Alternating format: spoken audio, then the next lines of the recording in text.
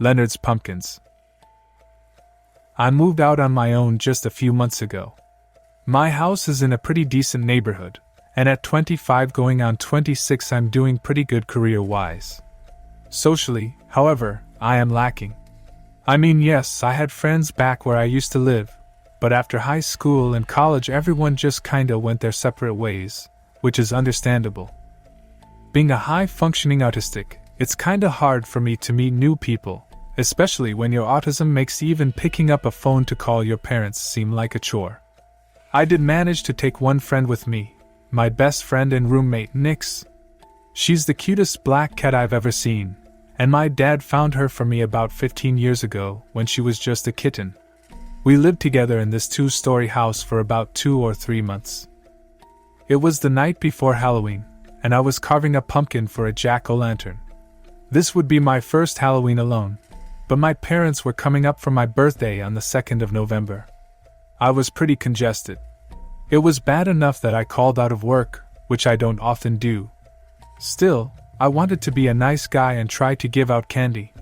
Hell, I just needed to socialize a little bit. Who knew, maybe one of the neighbors would be a nice lady my age. I shrugged cynically, knowing my luck even if there were I'd hardly talk to any of these people. I finished my jack-o'-lantern while listening to some gothic music to set the mood, all the while sniffling and trying to pop my ears. I had made a career out of my artistic skills, luckily. This did not apply to jack-o'-lanterns though, sadly. The finished product of my pumpkin carving, which broke both carving knives and took a serrated kitchen knife to finish, looked like a disfigured demon with a facial tic. I was both amused and slightly disturbed at what my clumsy hands had created, but still satisfied enough to keep it. The next night went pretty well, save for my now congested throat and chest and sinus pressure. I received plenty of reactions to my jack-o'-lantern, ranging from laughs to slight recoils in terror. As the evening went by, the trick-or-treaters became even more disturbed, and at the end of the night I found out why. I looked at the pumpkin, and what had started out looking like an abomination had shriveled into something that literally looked like a twisted skull. I coughed and chuckled, feeling somewhat sympathetic toward it. I felt like I wanted to shrivel up too. I woke up probably about noon that next day, feeling even worse than last night. I was dizzy as hell, I couldn't breathe, and I was almost completely deaf. My ears rang, and felt as if they would explode. I didn't want to get up, had no real reason to, but I did anyway. I at least wanted to check the mail or get something to eat and maybe take some decongestant. As I stumbled downstairs and shuffled outside in my robe and slippers to get the mail, I noticed that my pumpkin had vanished. I had already planned on throwing it out anyway, but I was still mildly surprised that it was just gone. Someone must have stolen it either late last night or this morning. I didn't care. I'm sick and they did me a favor either way. I went inside with the mail and thought very little of it. I had myself a bowl of chicken noodle soup and a Coke as I took my meds, then shuffled upstairs to lie in bed and watch TV in my room. As crappy as I felt, I didn't want to do anything else. I woke up at 8:36, by what my clock told me, my TV still playing. I felt even more so dead to the world, and could barely lift my head. When I finally managed to do so, I saw Nix curled up at my feet. It was such a precious sight, and with my hoarse voice I said, "Hi Nixie!" She didn't respond. She must have been fast asleep. I reached to pet her when I felt her body, stiff and cold. Again she didn't move. Oh God! She was dead. My best friend of 15 years died beside me while I slept. My hands shook, and I immediately began to weep. I wept continuously, my head feeling full and unable to really hear my own sobs through my clogged ears. Even worse, my sobs were interrupted by worsening coughing fits. How could this happen to me? And on the day before my birthday, no less. I sobbed and coughed bitterly when the irony hit me that my birthday was known as the Hispanic Day of the Dead. Happy birthday to me.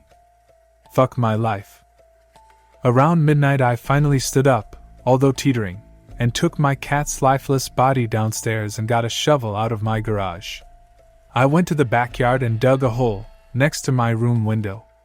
I placed a stone where I buried her to mark her grave, in memory of the best friend I ever had. As I dizzily walked back to my house in a mix of soft sobs, sniffles and coughs, I thought about how this is probably a sign that I need to get out and socialize more. Fuck my autism. My dad's right, I need friends. My thoughts were interrupted when I got to my front porch and noticed the pumpkin that was sitting there in the darkness. I almost mistook it for the jack-o'-lantern I thought had been taken. When I got closer, I noticed the light inside was red, almost like an LED was inside it. And the pumpkin was as black as this night. The face. A cat's face was carved into this black pumpkin. What psychopath would do this to me? Was I being mocked? Who the hell was watching me, to know that I had just buried my black cat and made a fucking effigy of her in a pumpkin? I screamed in a mixture of rage and grief as I hurled the pumpkin into the street in front of my house, dashing it to pieces and watching the red light disperse. I then stumbled inside, feeling even sicker than before. I woke up 3 hours later face down on the couch. By this I mean my face was literally in the seat of the couch, and the rest of me was on the floor. I must have collapsed in a mixture of all the grief, confusion, anger, and sickness. I attempted to stand up and walk, but after making it to my recliner I collapsed again. At this point I was so dead to the world that I couldn't hear at all. The cold mixed with the hollowed-out feeling of losing Nix made it almost impossible to feel anything. I wanted to go to sleep forever. Knowing that was probably stupid of me, and feeling the inability to actually go to sleep, I decided to see what was on TV. I picked up the remote for the downstairs TV and clicked it. I clicked the remote again. The hell? I thought aloud. I saw the LED on the remote come on. Why wasn't the TV coming on? Don't tell me it's dead too. I just bought the damn thing. For the first time today I felt something other than grief, and strangely I welcomed it. My frustration turned to slight amusement when I considered the thought that I might find another pumpkin on my porch, this time for my TV. Out of sheer curiosity, I decided to actually walk outside and check. I slowly and carefully stood up to counteract the light-headed feeling I had and shuffled to the door.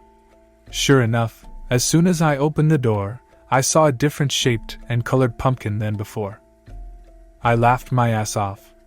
Even as screwed up as I felt, I laughed through my coughing fits. Whoever the psychopath was that was leaving pumpkins of who died on my porch, they sure had a sense of humor.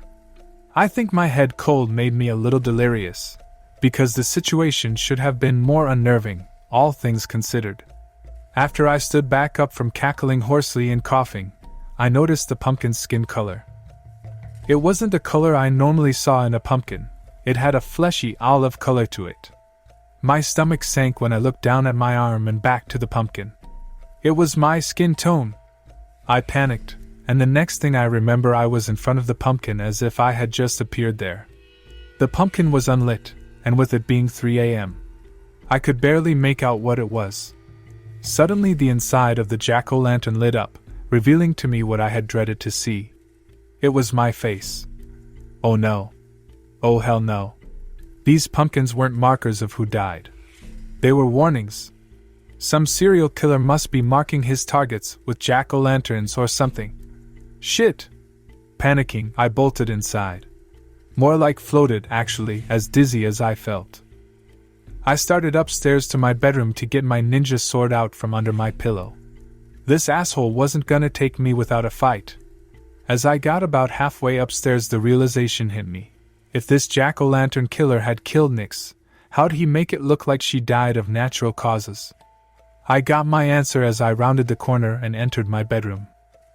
I saw Nix curled up on my bed as I found her earlier, as if I hadn't buried her, lying next to my limp body. I can't tell if I was horrified or stunned at the surreal nature of what I had just seen, but out of reflex I gasped. This sent me into a coughing fit, worse than the previous ones. I coughed as if my lungs were trying to come up. My head pounded as I hooped and hacked, and I collapsed to the floor as my vision blurred. And then it narrowed. The obituary read, Leonard Timothy Schmidt, November 2nd, 1986 to November 2nd, 2012. After 2 agonizing days of being bedridden with temperatures above 100 degrees, Leonard succumbed at 3:33 a.m. on his 26th birthday. His father and mother, who had come to visit him, found him lifeless in his bed that morning. He was lying with his beloved feline, Nix. Forensics concluded that after 15 long years, she died of old age, curled up next to her best friend merely hours prior.